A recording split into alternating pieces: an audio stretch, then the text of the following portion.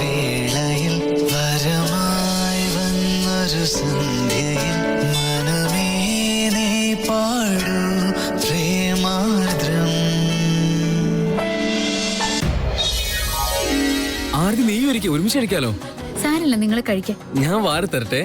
വിക്കി, മര്യാദയ്ക്ക് അത് കഴിക്ക.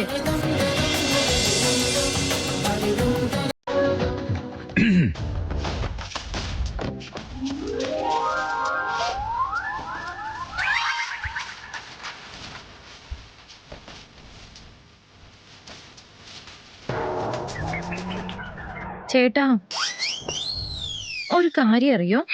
അറിയില്ല, പറയും. അതെന്താണെന്ന് വെച്ചാ, എനിക്ക് ചേച്ചിയുടെ അടുത്തിരുന്ന് ഫുഡ് കഴിക്കണം എന്ന ആഗ്രഹം.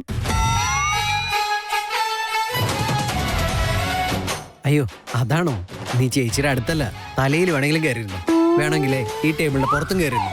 നിനക്ക് ഫുൾ ഫ്രീഡം ആണ്. താങ്ക് യു ചേട്ടാ.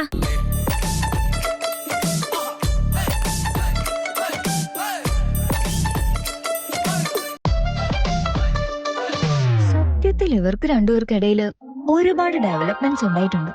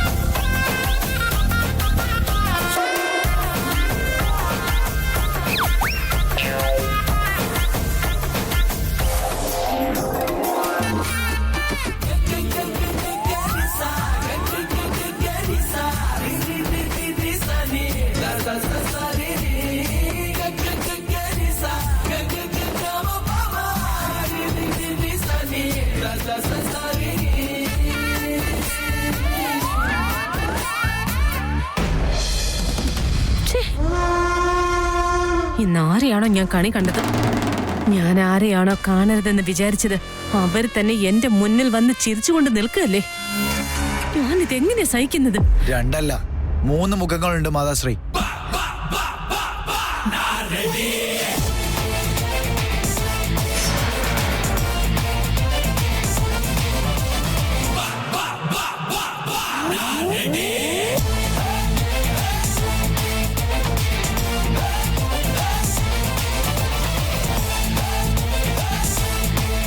നീ ഇവിടെ എന്താ മദർ ഇന്ത്യ, വയസ്സായപ്പോ കണ്ണില് തിമിരം ബാധിച്ചോ? കണ്ണട വെക്കേണ്ടി വരുമോ? ഒരക്ഷരം മിണ്ടരുത്. നീ എന്തിനാ എന്നോട് സംസാരിക്കുന്നേ? നീ എന്തിനാ ഇങ്ങോട്ട് വന്നത്? എന്തിനാ ഈ ഡയലോഗൊക്കെ പറയുന്നേ? ഇതൊന്നും എന്റെ അടുത്ത് ചെലവാവില്ലെന്ന് അറിയില്ലേ? The great Suhasini Menon. ധ്രുവ കാരണം ഒരു പ്രശ്നത്തിലാണോ? എന്റെ ചേട്ടന്റെ ലൈഫിൽ അവൻ പോലും അറിയാതെ എങ്ങനെയാണോ തിരിച്ചു വന്നത്, അതുപോലെ ഞാൻ എന്റെ വീട്ടിലേക്ക് തിരിച്ചു വന്നതാ. അമ്മേ, എന്നെ ഒരിക്കലും നിന്റെ നാവ് കൊണ്ട് അമ്മയെന്ന് വിളിക്കരുത്. അതിനുള്ള റൈറ്റ്സ് നിനക്കില്ല. ആ റൈറ്റ്സ് ഇല്ലാന്ന് പറയാൻ അതിനുള്ള അവകാശം പോലും നിങ്ങൾക്കില്ല. ധ്രുവ, വീണ്ടും വീണ്ടും നീ എന്റെ ക്ഷമയെ പരീക്ഷിക്കാ ചെയ്യുന്നത്. നീ ഇപ്പൊ നിൽക്കുന്നത് ഈ സുഹാസിനി മേനോന്റെ മുൻപിലാണെന്ന് മറന്നു പോവരുത്. വിഷമുള്ള സർപ്പത്തിന്റെ വായിലകപ്പെട്ട് ജീവന് വേണ്ടി നീ നിലവിളിച്ച് കരയേണ്ടി വരുമെന്ന് ഓർത്തോ? ഞാൻ എത്രയൊക്കെ ലിമിറ്റ്സ് ക്രോസ് ചെയ്താലും നിങ്ങളെ പോലെ ആവാൻ പറ്റില്ല. ലിമിറ്റ്സ് ക്രോസ് ചെയ്യുന്ന കാര്യത്തിൽ നിങ്ങൾ സത്യം പറഞ്ഞാൽ ലെജൻഡാ. അതെന്തോ ഒരു സർപ്പത്തിന്റെ കാര്യം പറഞ്ഞില്ലേ? എക്സാക്ട്ലി. അതിന്റെ വായിലകപ്പെട്ട ജീവൻ തിരിച്ചു കിട്ടില്ല എന്നുള്ള ഉറപ്പാ. പക്ഷെ ഞാൻ അതിൽ പെടില്ല. അതിന്റെ കഴുത്തിൽ തന്നെ കുത്തി വിഷത്തെ പുറത്തെടുത്ത് വലിച്ചെറിയും. നീ എന്നെ കത്തിയെടുത്ത് കുത്തുന്നത് പോലുള്ള സ്വപ്നമൊക്കെ മായ്ച്ചു കളഞ്ഞേക്ക്. പക്ഷെ ഞാൻ വിചാരിച്ചാലുണ്ടല്ലോ, ഈ വേദാന്ത് എന്ന വലിയ ബിസിനസ്സുകാരൻ കത്തിയെടുത്ത് നിന്നെ തന്നെ കുത്തുന്ന അവസ്ഥയിൽ എത്തിക്കാൻ എനിക്ക് പറ്റുമെന്ന് നീ മനസ്സിലാക്ക്. ഓ, നല്ല സ്വപ്നം. ഞാൻ ഈ വീട്ടിൽ നിന്ന് പോയ സമയം മുതൽ നിങ്ങൾ അപ്ഡേറ്റ് ആയിട്ടേ ഇല്ല. ചേട്ടനോടൊപ്പം ഫാം ഹൗസിൽ 3 ദിവസം സന്തോഷിച്ച് ജീവിക്കായിരുന്നു. അത് നിങ്ങൾ പ്രതീക്ഷിച്ചതാണോ അതോ സർപ്രൈസോ സുഹാസിനി?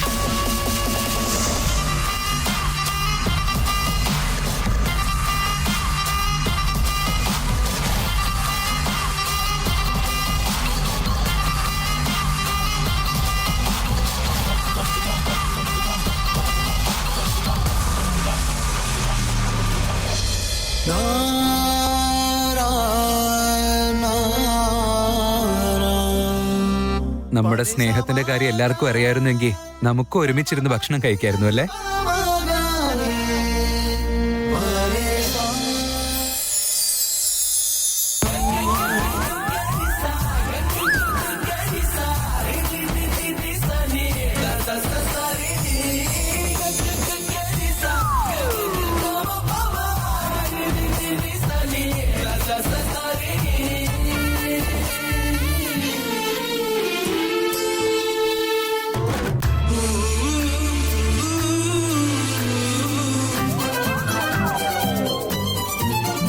ചേട്ടാ, അവിടെ എന്താ നോക്കുന്നേ? ഇഡലി വല്ലതും താഴെ പോയോ?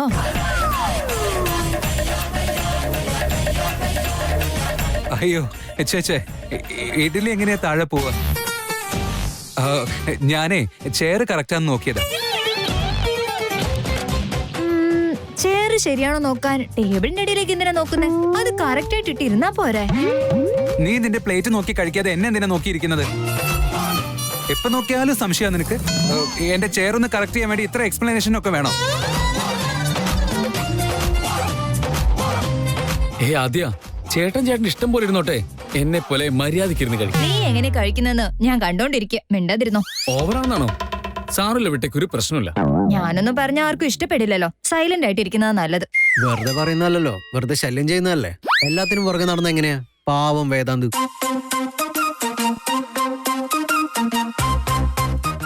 അത് വിട്ടേക്ക്. ഞാൻ പറയുന്നൊക്കെ മനസ്സിലാവുന്നവർക്ക് മനസ്സിലായിട്ടുണ്ട്. ചേട്ടന് വെറുതെ വിട്ടേക്ക് ഏട്ടത്തി. ഏട്ടത്തിക്ക് ഇഷ്ടമുള്ളതൊക്കെ ഇവിടെ ചെയ്തു. താങ്ക്സ് ആരതി.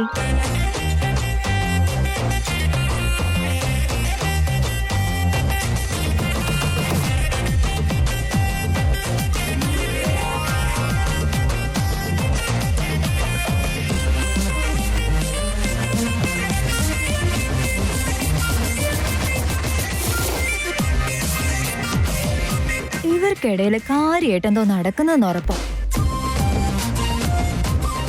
പക്ഷെ എല്ലാവരും ഇവിടെ ഉണ്ടായിരിക്കുമ്പോ ഇവർ ഇത്രയും ധൈര്യത്തോടെ ഓരോന്ന് ചെയ്യുന്ന കാണുമ്പോ എനിക്ക് അത്ഭുതം തോന്നുന്നു. എനിക്കിട്ട് എന്നെ പണി തരും അല്ലേ? ഇപ്പൊ കാണിച്ചു തരാം.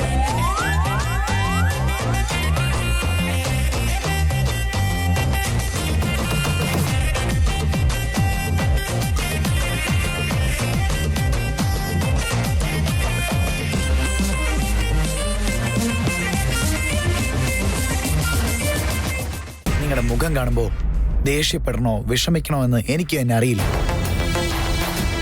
സുഹാസിനി മേനോന് ഇങ്ങനെ ഒരു ദിവസം വരുമെന്ന് അവരൊരിക്കലും വിചാരിച്ചിട്ടുണ്ടാവില്ല. പാവം. ഇത്രയും നാള് നിങ്ങളാ സംസാരിച്ചേ. എല്ലാവരും അത് കേട്ടിരുന്നു.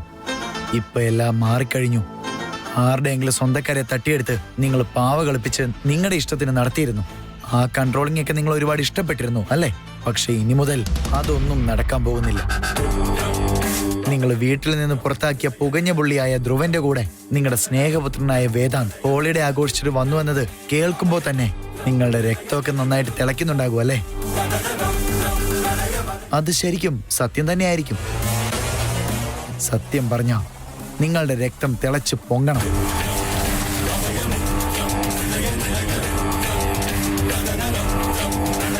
എന്തു പറ്റിയമ്മേ? നാക്കിറങ്ങിപ്പോയോ? പേടിച്ചു പോയി കാണുമല്ലേ? നിന്നെ പോലുള്ള ലോക്കൽസിനോടൊന്നും എനിക്ക് ആവശ്യമില്ലാതെ സംസാരിക്കേണ്ട കാര്യമില്ല. ഞാൻ ഇവിടെ വലിയൊരു സീൻ ക്രിയേറ്റ് ചെയ്യുന്നതിന് മുമ്പ് തന്നെ നീയായിട്ട് ഇവിടുന്ന് പോകാൻ നോക്ക് ധ്രുവ. എന്റെ പേര് നിങ്ങളുടെ നാക്കുകൊണ്ട് വിളിക്കുന്നത് എനിക്കിഷ്ടമല്ല. അതിനുള്ള യോഗ്യതയും നിങ്ങൾക്കില്ല. ഇതൊന്നും പറയാൻ വേണ്ടിയല്ല ഞാൻ ഇങ്ങോട്ടേക്ക് വന്നത്. പിന്നെ എന്തിനു വേണ്ടി നീ ഇങ്ങോട്ട് വന്നത്? അത് പറയാൻ വേണ്ടി തന്നെയാ ഇങ്ങോട്ടേക്ക് വന്നത്. ഈ കാര്യം വളരെ സീക്രട്ട് ആയിട്ട് വെക്കണം. ഇത് വേറെ ആരെങ്കിലും അറിഞ്ഞാ നിങ്ങൾക്കത് ബുദ്ധിമുട്ടാകും. അത് മാത്രമല്ല, ചൂടായിട്ട് തന്നെ നിങ്ങളോട് ഈ വിഷയം പറയണമെന്ന് വിചാരിച്ചതാ. പക്ഷെ ഒന്നാലോചിക്കുമ്പോ സഡൻ ആയിട്ട് നിങ്ങളോട് ഇത് പറഞ്ഞിരുന്നെങ്കിൽ നിങ്ങളുടെ ഹാർട്ടിന് അത് താങ്ങാനുള്ള ശക്തി ഉണ്ടാവില്ല.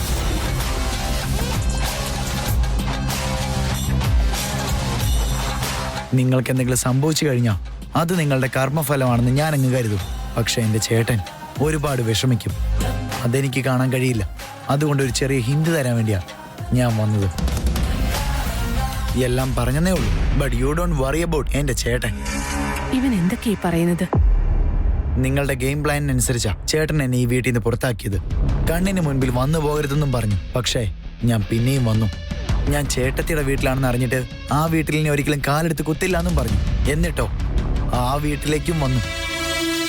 അളിയന്റെ ബർത്ത്ഡേ ആയതുകൊണ്ട് ഈ വീട്ടിലേക്ക് വരാനുള്ള പെർമിഷനും തന്നു.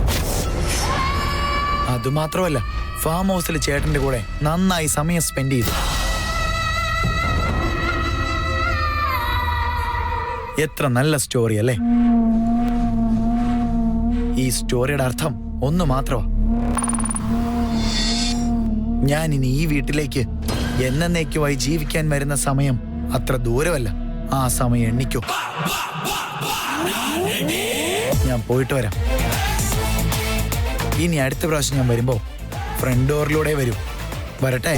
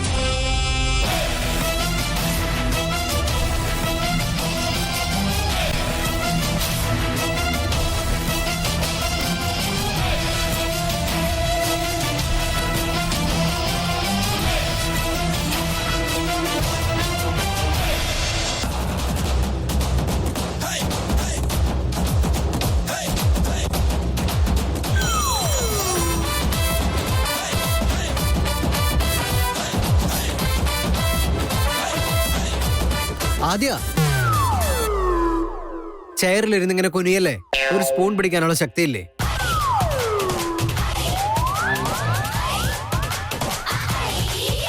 ശത്രു എവിടെയാണെന്ന് ചോദിച്ചാ ഭർത്താവിന്റെ രൂപത്തിലിരിക്കുന്നു. ഞാനുള്ളപ്പോ എന്തിനെങ്ങനെയൊക്കെ ഇപ്പൊ എടുത്തരാം.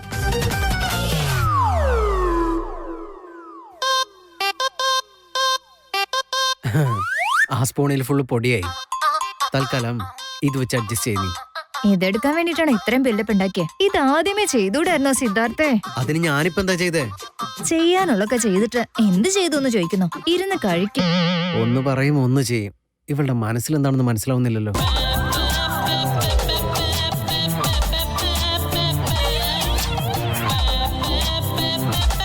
അമ്മോ, വേദാന്തിന്റെ കൈ പിടിച്ച് നമസ്കാരം പറയും.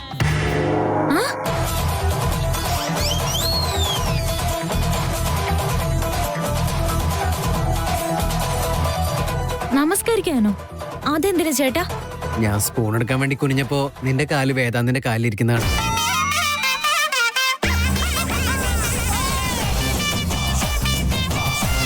അങ്ങനെ ചെയ്യുന്നത് നല്ലതല്ലെന്നാ പറഞ്ഞു. വേദാന്ത് നിന്നെക്കാളും പ്രായമുള്ള ആളല്ലേ? നമസ്കാരം ഇപ്പൊ തന്നെ പറഞ്ഞേക്ക്, അതാ നല്ലത്.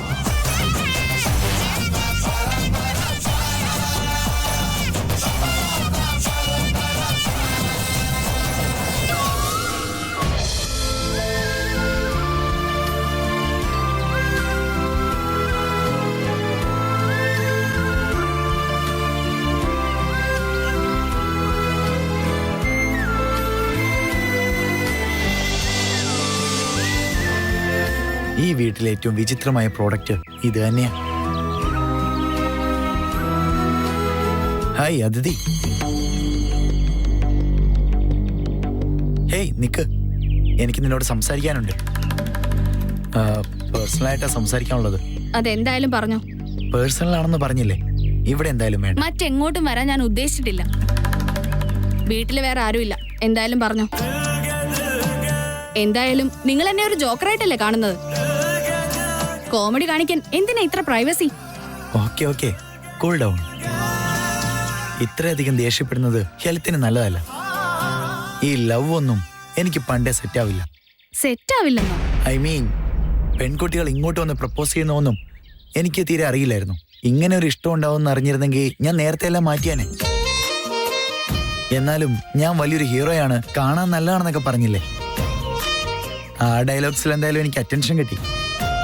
ഒരു പെൺകുട്ടി എന്നെ ഇത്രയധികം ഇഷ്ടപ്പെട്ടിട്ട് എനിക്കെന്താ മനസ്സിലാവാത്തെ? ഇനി പറഞ്ഞത് തമാശയ്ക്കാണോ സീരിയസ് ആയിട്ടാണോ അതും എനിക്ക് മനസ്സിലായില്ല. ആരെങ്കിലും വന്ന് എന്നോട് ഐ ലവ് യു എന്നൊക്കെ പറഞ്ഞാ അതും ഞാനൊരു കോമഡി ആയിട്ടേ കാണും.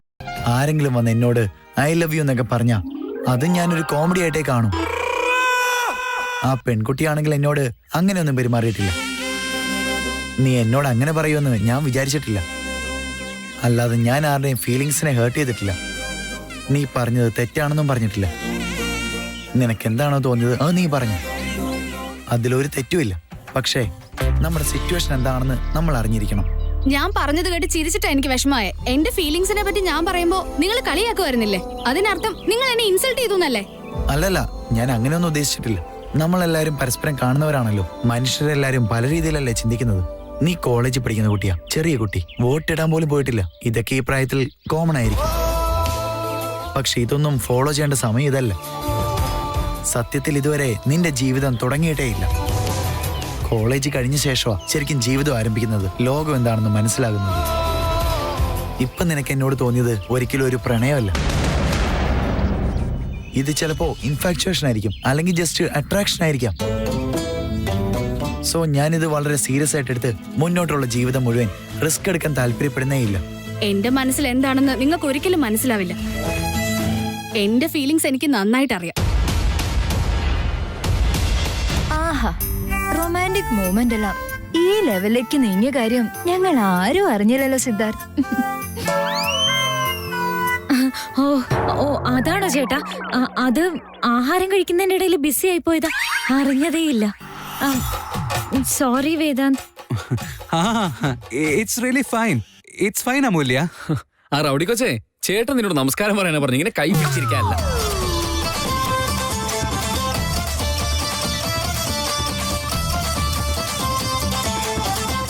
സിദ്ധാർത്ഥിനെ പോലെ ഒരു പൊട്ടൻ എല്ലാ വീട്ടിലും ഉണ്ടായിരുന്നെങ്കിൽ ഈ ലോകത്തിലുള്ള എല്ലാ പെൺകുട്ടികൾക്കും സുഖമായിട്ട് പ്രേമിച്ച് കറങ്ങി നടക്കായിരുന്നു. എന്നെ വെറുതെ കളിയാക്കാൻ വേണ്ടി ഓരോ റീസണും ആലോചിച്ചിരിക്കല്ലേ ഇവിടെ. അല്ല, ഇങ്ങനെ ബഹളം ഉണ്ടാക്കാൻ മാത്രം ഇവിടെ ഇപ്പൊ എന്തുണ്ടായേ? എനിക്ക് മനസ്സിലാവുന്നില്ല. എനിക്ക് ഒന്നും മനസ്സിലാവുന്നില്ല. എനിക്കൊന്നും മനസ്സിലായില്ല. ഓ, മനസ്സിലായില്ലെങ്കിൽ എല്ലാരും ഒന്ന് വിട്ടേക്ക്. എന്തിനാ എങ്ങനെ വെറുതെ പറഞ്ഞുകൊണ്ടിരിക്കുന്നേ? ഇതെന്താ വലിയ ആനക്കാരിയാണോ? മര്യാദയ്ക്ക് ഇരുന്ന് ഫുഡ് കഴിക്കാൻ നോക്കി. ഓക്കെ ചേട്ടാ, വിട്ടേക്ക്. നീ പറഞ്ഞു കഴിഞ്ഞാ പിന്നെ രണ്ടാമതൊരു സംസാരമില്ല. വിട്ടേക്ക്.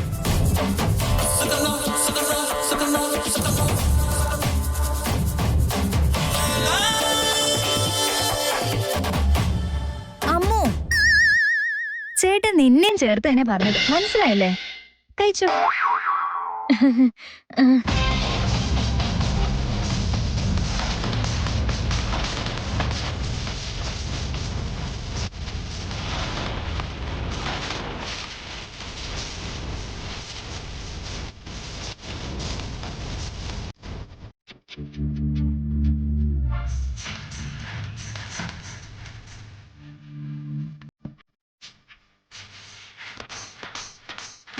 സത്യം എപ്പോഴും നമ്മൾ വിചാരിക്കുന്നത് പോലെയല്ല.